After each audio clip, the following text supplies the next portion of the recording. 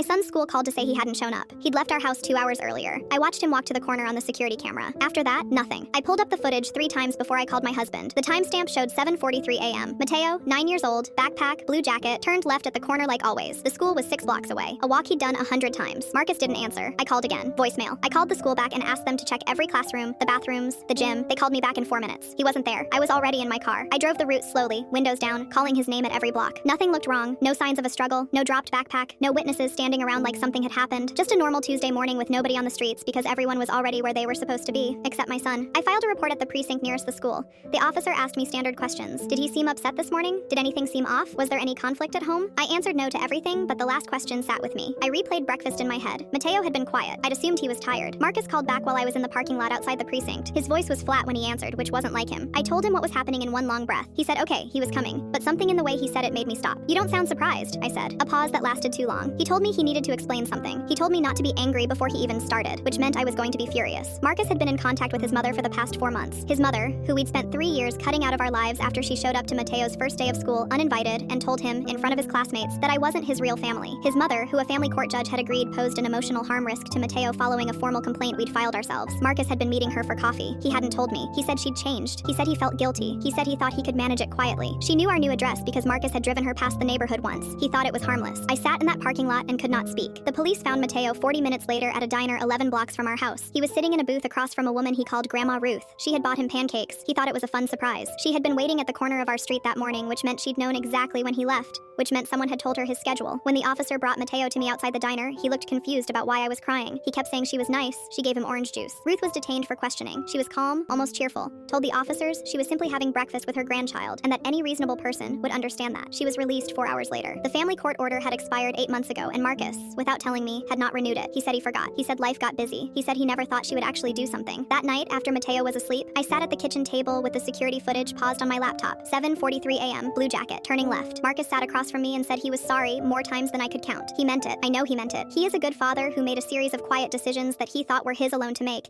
and every single one of them put our son in a booth with a woman a judge had once called a destabilizing presence in a child's life. Mateo was safe. I kept reminding myself of that, but safe because of luck, not because of anything we'd done right. I renewed the court order myself the next morning. Marcus and I haven't talked about what comes next. I don't know if that conversation is going to save anything or end it. I'm not ready to find out.